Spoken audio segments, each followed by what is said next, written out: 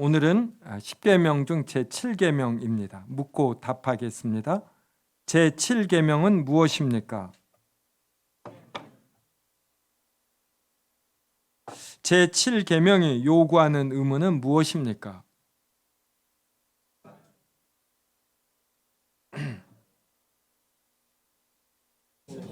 우리 자신과 타인의 순결을 보존하는 것이고 눈과 모든 감각을 수심하는 것이고 절제하며 구제를 순결하게 지키며 단정하게 옷을 입으며 절제 행사가 없는 자들이 거론하는 것이고 부부간에 사랑하며 동거하는 것이고 우리의 소명을 따라 분명히 일하며 불결함의 일을 모든 죄를 피하며 그런 유혹에는 저항하는 것입니다.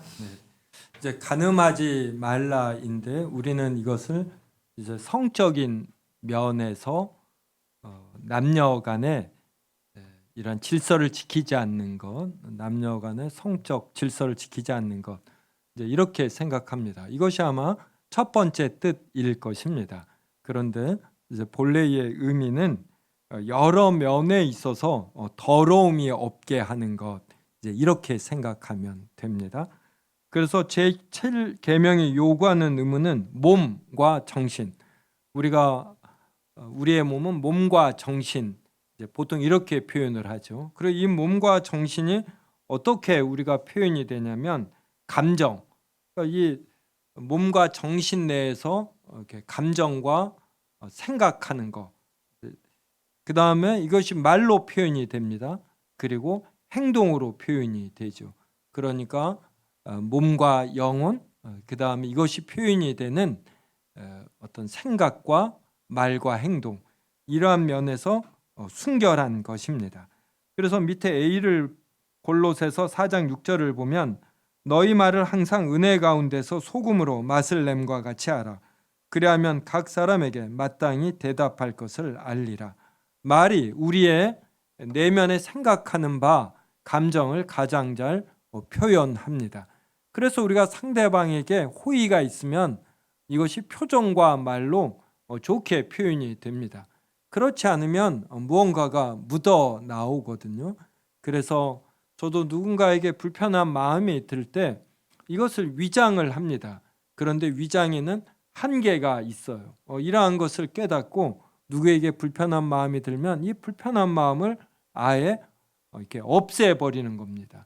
근데 이것이 쉽지가 않거든요. 그러니까 이것을 위해서 기도해야지 되고, 또 기도한다라는 것은 나의 생각하는 방식까지도 바꾼다는 것이에요. 조금만 다른 관점을 취하거나 그 사람 입장에서 생각하면은 달라지는 것이거든요. 근데 이것까지 이루어질 때 제 말과 표정에 일관성이 있으며 실수가 없어지는 것입니다. 그래서 누군가를 위해서 그를 사랑하고 그를 세우는 말을 해야지 되겠다. 그렇게 하면은 처음에 가시가 돋친 말이 바뀌어집니다. 이제 이것을 소금으로 맛을 냄과 같이 하라 그래요. 이것에 대해서 저에게 신학적 영향을 끼친 목사님이 이런 예를 들었어요. 우리가 배추를 담글 때 배추를 사가지고 와서 예전에는 저희 어머니 보면 예전에 큰 다라라고 했어요. 빨간 거. 거기다 놓고 뭘 뿌립니까? 소금을, 굵은 소금이죠. 어렸을 때 굵은 소금 사와라, 가는 소금 사와라, 이런 심부름도 제가 했던 기억이 납니다. 이런 거 하면서 소금도 배우는 거였어요. 그래서 이 굵은 소금을 배추에 뿌려 놓으면 배추가 몇 시간 이렇게 지나면 축 늘어져요. 그러니까 사람도 이렇게 축 늘어져야지 되거든요. 이렇게 뻣뻣하면은 김치를 못 담그는 것입니다. 그래서 교회에서 어떤 찬양대나 찬양팀이나 어떤 설거지나 기도 팀원이 되거나 여기에 참여한 분들은 모두가 소금으로 이렇게 그 기가 꺾여야지 돼요. 축 늘어져야 이렇게 자신도 어떤 상황에 이렇게 맞추는 거예요. 그렇지 자기에게 상황을 맞추면 안 되잖아요. 그래서 우리가 무슨 말 할 때 소금으로 맛을 냄과 같이 이렇게 하는 거, 이게 7계명을 지키는 것입니다. 그 다음에 우리 자신과 타인의 순결을 보존하는 것이고 밑에 고린도전서 7장 한 절씩 읽겠습니다. 음행을 피하기 위하여 남자마다 자기 아내를 두고 여자마다 자기 남편을 두라. 나는 너희의 계획을 위하여 너에게 의무를 도려하니 오직 너희로 하여금 일시에 합당하게 하여 흐트러미 없이 주를 섬기게 하려 함이라. 네. 그래서 자신과 타인의 순결을 보존하는 것이에요. 그러면 자신의 순결을 보존하기 위해서 어떻게 하느냐? 음행을 피하기 위하여 남자마다 자기 아내를 두는 거예요. 그리고 여자마다 자기 남편을 두는 것입니다. 그래서 성경은 매우 현실적이에요. 이것을 기도하며 참으라 이러지 않고 배우자를 두어라 이런 말입니다. 그래서 청교도들은 결혼세라는 게 있었어요. 어떤 일정한 나이를 넘어서 결혼하지 않으면 벌금을 내야 했습니다. 저는 이게 매우 현실적이라고 생각해요. 제가 제 인생에서 가장 아쉬운 게 늦게 결혼한 것입니다. 20대들 만나서 상담하면 대부분이 특히 남자들 경우는 성적 상담이에요. 어떤 성적 욕구가 있는데 이것을 어떻게 해소해야 하는가 이거예요. 그래서 일찍 결혼하는 것이 좋습니다. 남자든 여자든. 우리 집 아이 5들 전부 다 저는 일찍 결혼하기 바래요. 다빈이가 지금 대학생인데 결혼만 하겠다 하면은 보내줄 생각입니다. 대학 졸업하는 그렇게 중요하지 않아요. 결혼하면 오히려 대학 생활도 더 잘할 수 있고 이런 거예요. 이게 얼마나 성경적입니까? 네, 그래서 저도 37 결혼하기 전까지 많은 유혹과 시험 이런 거에 있었는데 결혼하니까 이면이 단번에 해결이 됩니다. 네, 그래서 우리가 왜 결혼하는가? 이 이유가 굉장히 큰 것이에요. 이러한 자신의 순결을 보존하고 성적 유혹에 빠지지 않기 위해서. 그래서 부부는 결혼한 이후에도 오랫동안 멀리 떨어지면 안 되는 것이에요. 우리를 너무 믿으면 안 되는 것입니다. 그 다음에 눈과 모든 감각을 조심하는 것이고, 그래서 D 보면은 욥기 내가 내 눈과 약속하였나니 어찌 처녀에게 주목하랴. 네. 그래서 요사이는 뭐 처녀에게 주목을 하는 건 당연하고 이렇게 유튜브나 인터넷을 하다 보면은 이렇게 어떤 뭐 클릭을 잘못하면은 이러한 잘못된 영상이 뜨고 그렇습니다. 그래서 유혹이 더 심한 것이에요. 그래서 첨단으로 갈수록 유혹이 더 심하다. 이걸 알아야지 됩니다. 그래서 첨단에서 더 요구되는 것이 우리의 절제력, 우리의 정직, 우리의 도덕과 윤리가 되는 것입니다. 그래서 사람은 다 각자마다의 성향이 있어요. 그래서 사람은 생각 예로 변하지 않는 이 네이처, 본성을 갖고 있습니다. 그래서 내가 어떠한 경우에 시험이 들고 이것을 파악을 해야지 돼요. 그래서 여기에서 이런 유혹에 들지 않도록 미리미리 피하는 것이 필요로 합니다. 그래서 나이가 쌓일수록 자신이 어떠한 사람인가를 빨리 파악해요. 나는 어떤 면에서 강하고 어떤 면에서 약하고, 그래서 이 약한 부분에 빠지지 않도록 잘 생활 환경을 설정해야지 됩니다. 그 다음에 절제하며 교제를 순결하게 지키며, 그다음에 단정하게 옷을 입으며, 그래서 G 디모데전서 2장 9절. 또 이와 같이 여자들도 단정하게 옷을 입으며 소박함과 정절로서 자기를 단장하고 따은 머리와 금이나 진주나 값진 옷으로 하지 말고. 그러니까 여자들이 단정하게 옷을 입으며 이렇게 멋을 적절히 잘 내는 것이 필요로 하지요. 멋을 무시하지 아니하되 이렇게 사치하지 아니함. 그리고 자신이 외적으로 꾸민 멋에 항상 소박함과 정절, 이것이 있어야지 되는 것입니다. 그 다음에 절제의 은사가 없는 자들이 결혼하는 것이고, 고린도전서 7장 9절 만일 절제할 수 없거든 결혼하라. 정욕에 불같이 타는 것보다 결혼하는 것이 나으니라. 고린도전서 7장 9절 읽으면 이해가 되셔요? 네, 이해가 안 되시는 분, 네, 다 이해가 되는 걸로 생각하고, 그래서 정욕이 불같이 타는 것이 무엇인 줄을 다 이해한다라는 것이에요. 그래서 이것을 이해하고 자신이 결혼을 안 해서 이러한 증상을 가끔 겪는다 그러면은 빨리 결혼하는 것이 낫습니다. 그러니까 절제할 수 없거든 결혼하는 것이에요. 그래서 이런 걸 우리는 부끄러워하는 것이 아닙니다. 사람에게는 이러한 정욕이 있거든요. 그 박완서라는 여자 작가가 있어요. 이제 죽었습니다. 글을 참 잘 써요. 그분이 쓴 제목 중에 단편 소설 중에 마른 꽃이라고 있어요. 마른 꽃. 여자 주인공이 이제 60을 넘어서 70이 가깝나요? 또 고속버스를 타고 어느 지방에 가다 옆에 앉은 노 신사와 이야기를 하게 되면서 연문이 생겼어요. 이 여자도 남편이 오래전에 죽었고 이 남자분도 오래전에 여자가 죽은 겁니다. 그래서 과부와 호라비가 몇 년 만에 만났어요. 그래서 이걸 묘사하는데 이 나이에 그 남자 앞에서 소녀처럼 수다를 떠는 나의 모습. 그러니까 소설가니까 얼마나 이걸 감칠맛 있게 잘 쓰겠어요. 그래서 70에 이르러서도 연애하는 감정이 소녀의 감정과 똑같다라는 걸 그렇게 잘 썼어요. 또 교수니까 먹고 살만한 것이죠. 양쪽에 이 자식들도 재혼하라고 권합니다. 근데 여자가 이 남자를 사랑하는 마음인데도 결혼을 안 해요. 이유가 뭔 줄 아셔요?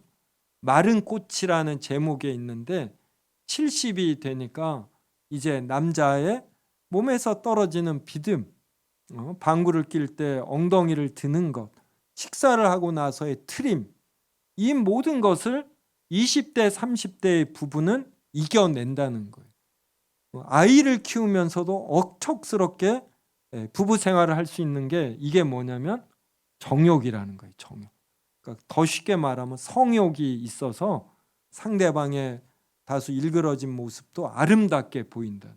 근데 70이 되니까 사람은 이러한 연정만으로는 안 되고 이러한 정욕이 있어야 된다. 그래서 건강한 정욕은 굉장히 아름다운 것이에요. 어떻게 동의되셔요? 네.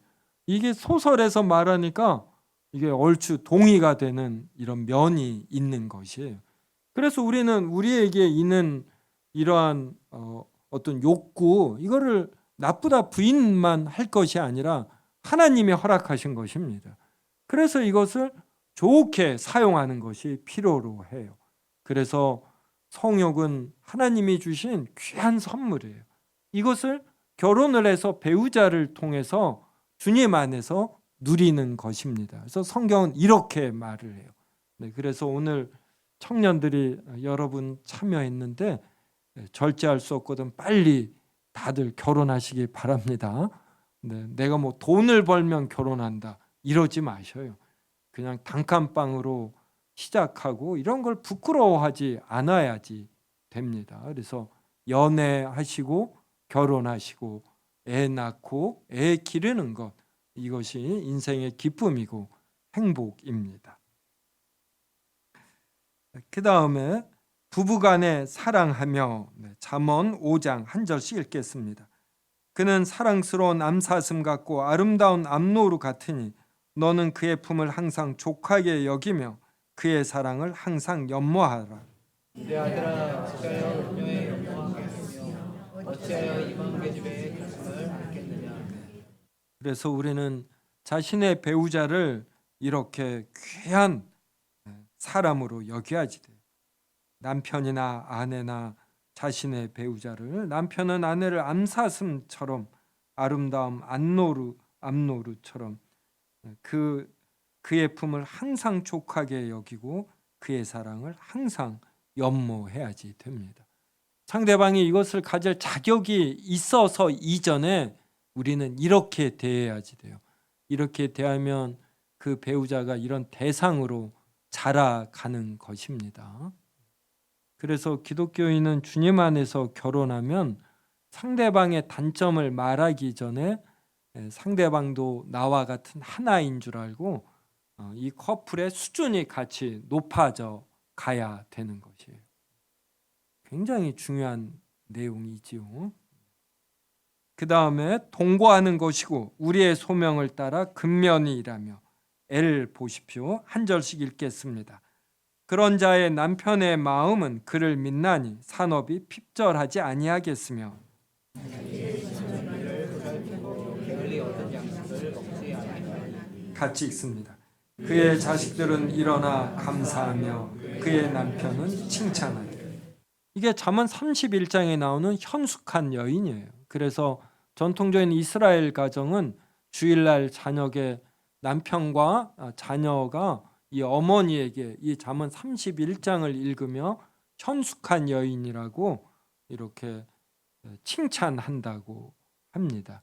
그래서 이제 아내는 이렇게 자신의 소명을 따라 근면히 일하는 것, 이러한 어떤 억척스러움이라고 되나요? 가정을 잘 꾸려나감, 또 이러한 것도 있는 것입니다. 남자에게는 당연히 있는 것이고 또 여자에게도 이러한 것이 있어요. 그다음에 불결함의 일을 모든 기회를 피하며 그런 유혹에 저항하는 것입니다. 창세기 39장 한 절씩 읽겠습니다. 요셉이 거절하며 자기 주인의 아내에게 이르되 내 주인이 집안의 모든 소유를 간섭하지 아니하고 다 내 손에 위탁하였으니 이 집에는 나보다 큰 이가 없으며 주인이 아무것도 내게 금하지 아니하였으므로 금한 것은 당신뿐이니 당신은 그의 아내이니라. 그런즉 내가 어찌 이 큰 악을 행하여 하나님께 죄를 지으리이까. 같이 읽습니다. 여인이 날마다 요셉에게 청하였으나 요셉이 듣지 아니하여 공심하지 아니할 뿐더러 함께 있지도 아니하니라. 그래서 이렇게 요셉이 그 유혹에 저항했습니다. 이런 유혹에 저항하는 일이 쉽지 않습니다. 그래서 이 여인이 아무도 없을 때 요셉을 붙잡았죠. 그때 요셉이 아마 그도 좀 유혹의 마음이 있어서 그랬는지 그가 그냥 바로 도망쳐 나옵니다. 그래서 이렇게 성적인 유혹을 미리 피하고 저항하는 것, 이게 쉽지 않으므로 우리가 평상시에 이렇게 우리의 절제력을 기르고 그러한 순간이 되었을 때 단호하게 대처함이 필요합니다. 139문 묻고 답하겠습니다. 제7계명이 금지하는 죄는 무엇입니까? 제7계명이 금지하는 죄는 요구된 의무를 무시하는 것이며 간통, 음행, 강간, 인신상간, 동성애, 부자스러운 모든 정욕이고 부정한 모든 상상과 생각과 의도와 감정으로 부패하고 추잡한 모든 교제나 육의 마음을 빼앗기는 것이고 음탕한 표정, 무례하거나 가벼운 행동, 단정치 못한 차림이고 적법한 결혼을 금지하며 부적합한 결혼을 승인하는 것이고 힘든간을 맹인하며 무기하며 유지하고 드나드는 것이고 얽히는 나는 부담한지요. 동시에 두 사람 땅의 아내나 남편을 물어 적당한 용과 처자의 인기고 게으름 혹시 스치야 숨겨질 못하는 부탁과 노래와 기나와 술과 그리고 그나 사이로 나에게 향하는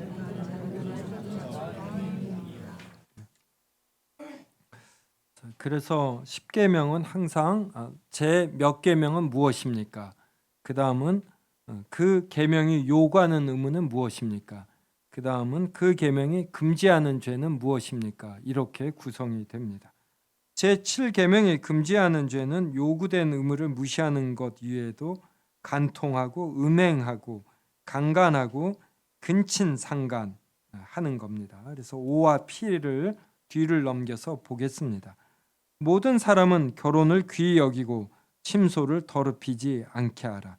음행하는 자들과 간음하는 자들을 하나님이 심판하시리라. 그래서 우리가 결혼을 하면 그때 이 결혼하는 자세가 결혼을 귀히 여기겠다 이런 자세를 갖는 것입니다. 그 다음에 침소를 더럽히지 않겠다 이런 자세를 갖는 것이에요. 여기서 음행하는 자들과 간음하는 자들을 하나님이 심판하신다라는 것은 이제 이 땅에서 이렇게 하는 자를 하나님이 발각하게 돼서 창피함을 준다든지 자신이 있는 곳에서 이것을 인해서 어떤 불이익을 보게 한다든지 이런 의미도 되고, 또 음행과 간음을 크게 죄로 여기지 않는 자들은 참된 기독교인이 아니어서 하나님의 나라에 못 들어간다라는 또 이러한 궁극적 심판을 포함합니다. 다윗도 간음을 했죠. 그래서 기독교인이라도 간음할 수 있습니다. 근데 다윗이 얼마나 이걸 부끄러워했습니까? 그래서 기독교인은 상습적인 행위에 이르지 않는 것이고 이러한 것을 했을 때 크게 부끄러워하고, 그래서 결혼을 귀히 여기고 침소를 더럽히지 않으려고 아주 크게 노력하는 자입니다. 그 다음 피, 암논이 그 말을 듣지 아니하고 다말보다 힘이 셈으로 억지로 그와 동침하니라. 암논과 다말은 아버지가 같고 엄마가 배가 다른 이러한 이제 이복 형제간입니다. 그런데 암논이 다말을 짝사랑해서 이렇게 억지로 강간하는 것이에요. 이제 이러한 것이 금지된 것이다. 그래서 성경은 어떤 근친간에 어떤 감정이 일었을 때 이 감정을 절제하라. 성경은 단순히 이렇게 말을 해요. 우리는 이것을 절제하지 못하는 어떤 감정의 강렬함이나 이러한 것이 있죠. 그런데 성경은 이때도 그냥 하지 말라 그럽니다. 이것은 또 가능하다 이러한 이야기예요. 그래서 이제 성경이 가라는 만큼 가고 멈추는 곳에 멈추는 것이거든요. 그래서 근친상간하지 말라 하면 이렇게 여기에 우리의 감정을 맞춰가는 것입니다. 그래서 이러한 식으로 훈련이 되면 우리는 명예의 욕도 재물 욕도 주님 안에서 절제할 수 있습니다. 그 다음에 동성애가 나와요. 그리고 부자연스러운 모든 정욕이 나옵니다. 우리 합신교단에 이제 헌법이 있어요.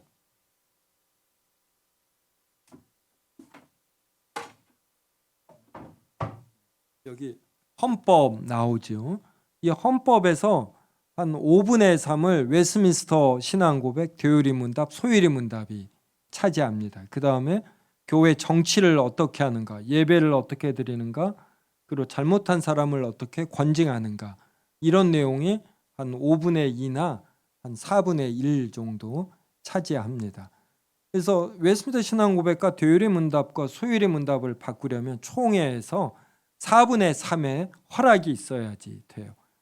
그 다음에 정치나 예배, 모범, 권징조례는 3분의 2입니다.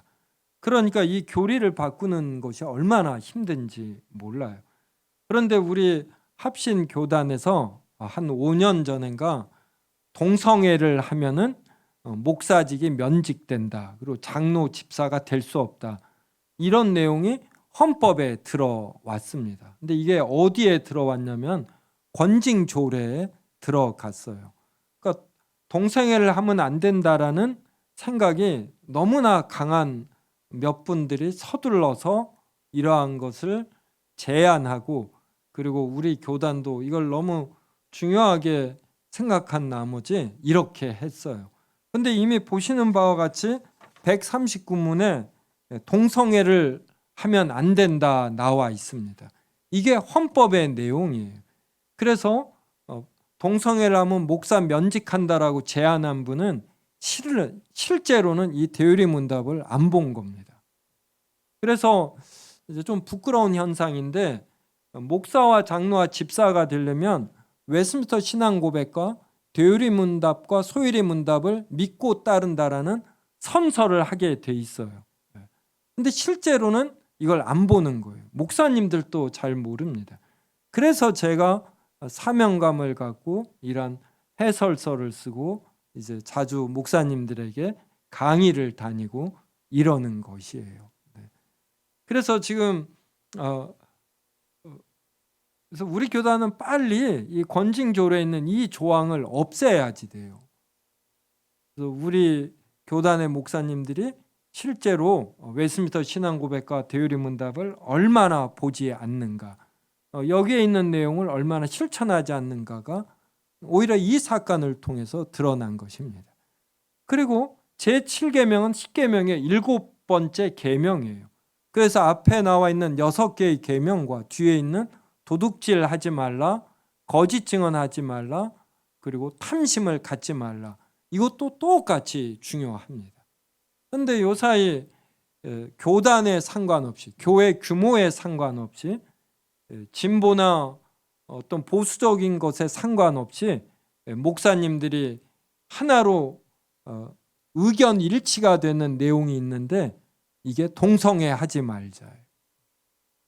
근데 목사님들 중에 이제 작은 교회 말고 시골에 있는 작은 교회는 부자가 이어서 하면은 이건 희생에 속합니다. 그래서 권장할 일이에요. 요사이 교회 시골의 작은 교회들은 이렇게 잘 목회자가 나타나지 않습니다. 근데 큰 교회를 부자 세습하는 목사님, 또 재정 문제가 있는 목사님, 그 다음에 넷플릭스에서도 한번 나왔다 그러나요? 이런 성적인 문제가 있는 목사님들, 이런 분들이 공통적으로 안 하는 게 하나 있어요. 그게 뭐냐면 동성애입니다. 동성애. 그래서 많은 목사님들이 하나로 의견 일치 보는 것이 반동성애예요. 그래서 일반인들은 왜 교회들은 맨날 이 반동성애 이야기만 하느냐, 이런 이야기를 합니다. 먼저 교회가 부자 세습도 안 하고 재정 문제도 안 갖고 이렇게 성적인 문제도 없고 이런 것들도 다 관심을 갖고, 즉 10계명의 다른 계명들도 관심을 가지면서 반동성애를 하면은 일반인들도 이렇게 편하게 받아들이는 거예요. 그런데 기독교인들이 주로 요사이 소리를 내는 게 반동성애입니다. 그래서 대부분의 목사님들은 반동성애예요. 저도 반동성애고 여기를 반동성애를 강조하는 글도 교단지에 쓰기도 하고 그랬습니다. 그래서 양심적인 기독교인이라면 자기가 동성애적 성향이 있어도 성경이 이것을 지지하지 않는다고 인정을 해요. 제가 이런 것까지 자료를 다 찾아서 글을 쓰고 그랬습니다. 그런데 늘 균형이 필요로 하는 것이에요. 그래서 기독교인이 사회를 향하여 말할 때 반동성애만 말하면 안 되고 거짓 증언, 도둑질, 그리고 이렇게 가는 문제들도 다뤄야지 돼요. 그리고 지금 유튜브나 페이스북 보고 그럴 때 동성애를 옹호하고 강조하는 영상보다 이런 간음에 관한 영상들이 얼마나 많은지 몰라요. 막 아가씨들이, 결혼을 안 한 아가씨들이 버젓이 나와서 어떻게 성적인 관계를 가지면 더 즐거움이 큰가, 이걸 버젓이 말합니다.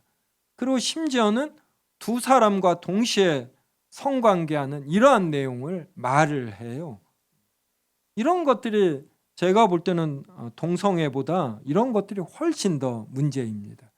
지금은 결혼 전에 순결에 대해서 크게 문제 삼지 않는 이런 시대가 됐어요. 제가 1991년에 영국 에버딘에서 석사 경제학 공부를 했는데, 그때 에이즈의 날 때 학생회에서 콘돔을 나눠주더라고요.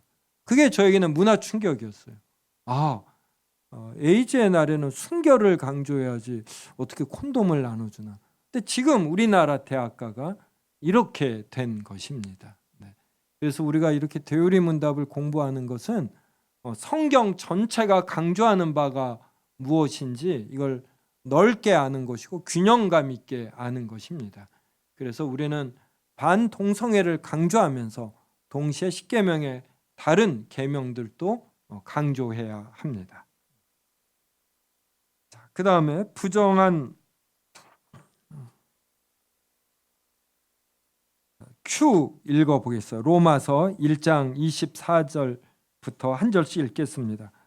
그러므로 하나님께서 그들을 마음의 정욕대로 더러움에 내버려 두사 그들의 몸을 서로 욕되게 하게 하셨으니, 때문에 하나님께서 그들을 더러운 욕심에 내버려 두셨으니 그들의 여자들로 수레대로 같이 읽습니다.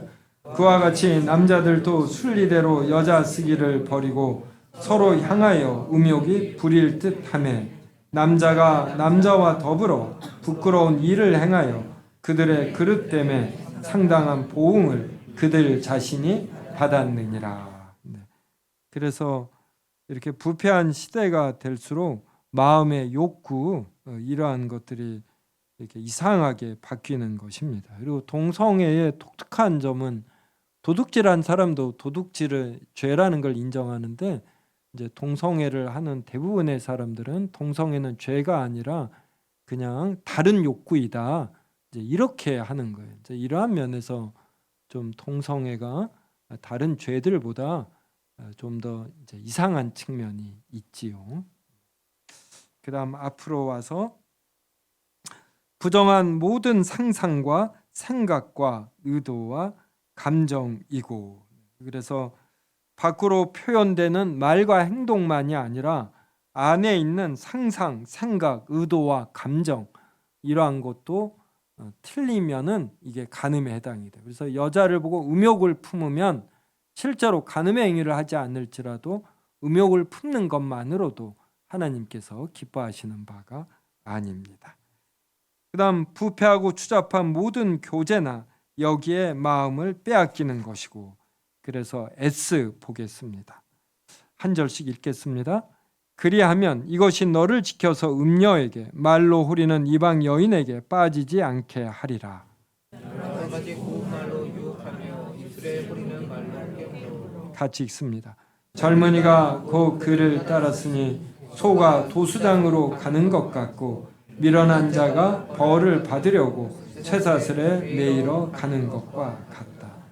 그래서 우리가 욕구가 너무 강하면은 이것을 자극하는 이제 말, 고운 말로 유혹하는 거, 입술에 후리는 말, 이거에 우리가 따라갑니다. 근데 이게 소가 도수장으로 가는 것 같고 벌을 받으려고 미련한 자가 벌을 받으려고 쇠사슬에 매이러 가는 것과 같다.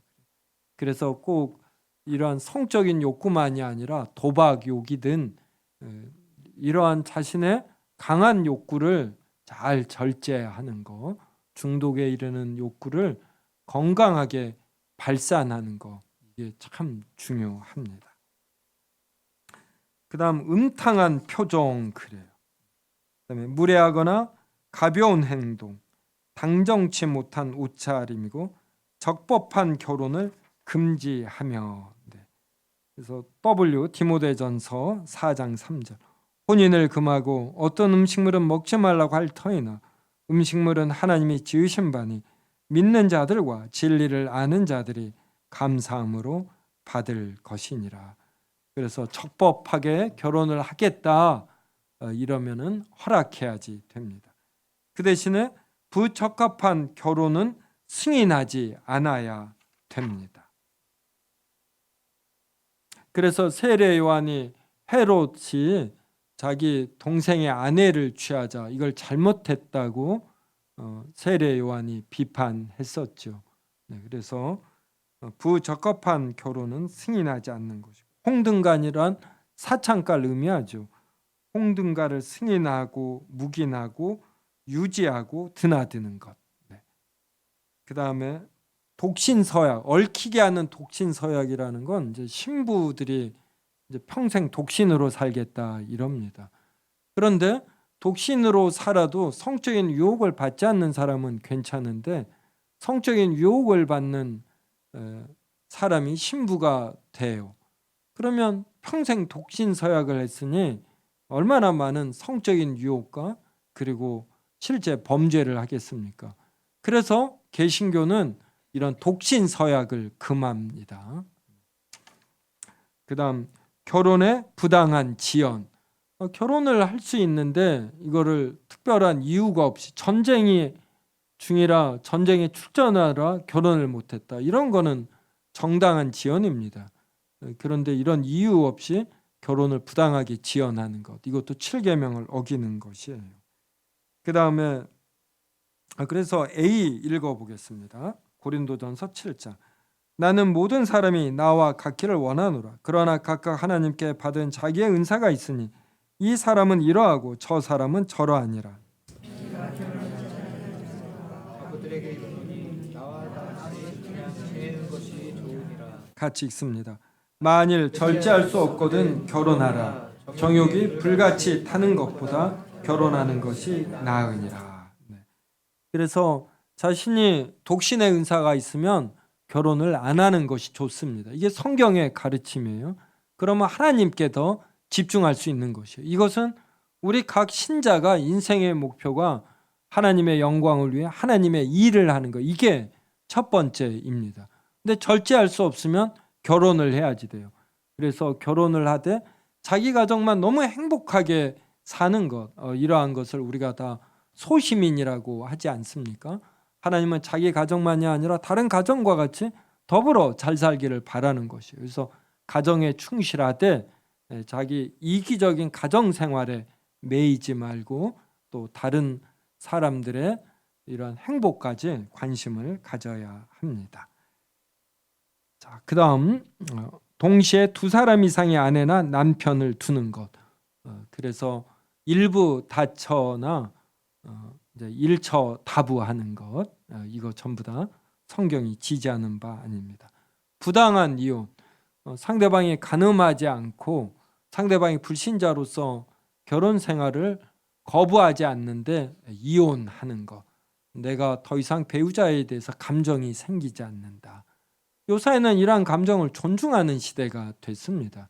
하지만 성경은 자신의 감정에 자신을 맞추지 말고 이렇게 말씀에 자기의 감정을 맞추라 이렇게 말해요. 자, 그래서 결혼을 안 한 분들은 신중해야지 됩니다. 그래서 결혼한 이후에는 이렇게 이혼을 특별한 이유가 없으면 안 하려고 해야 합니다. 처자유기라는 것은 배우자와 자식을 버리는 것이에요. 결혼을 했으면 책임져야 하는 것입니다. 결혼을 했으면 처와 자식들을 먹여 살리기 위해서 이제 열심히 일해야지 돼요. 그다음에 게으름, 폭식, 술 취함. 네.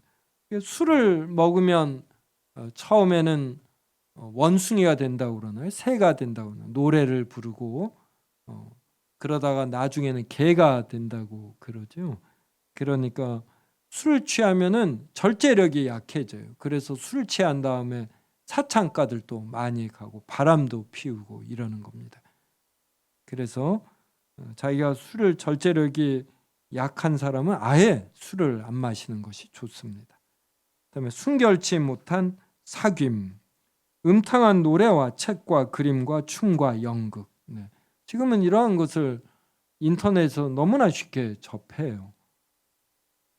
그리고 우리나 타인으로 음란에 이르게 하는 다른 모든 자극과 행위입니다. 그래서 주의만 살펴보고 마치겠습니다. 마가복음 6장 22절 같이 읽겠습니다.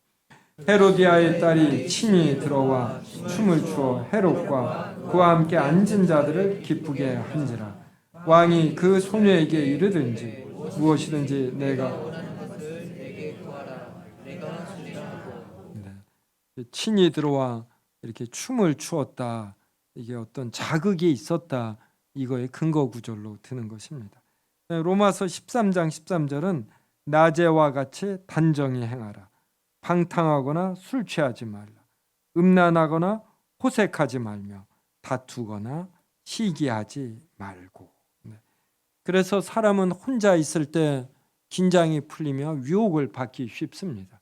예전에는 집에 혼자 있어도 자기 개인은 긴장이 풀리며 유혹을 받아도 어떤 시험에 이르는 행위가 없었어요.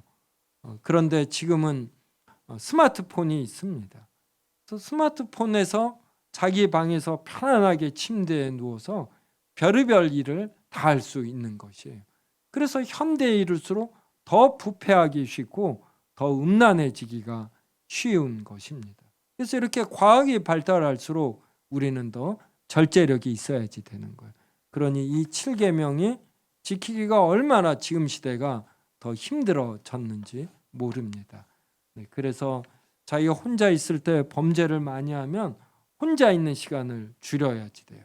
그리고 내가 스마트폰을 잘 활용하지 못한다. 그러면 자기 방에 들어갈 때 아예 스마트폰을 마루에 두는 것이 좋습니다. 이러한 식의 아주 결연한 의지 그리고 지혜로운 방법 이러한 것을 택하시기 바랍니다.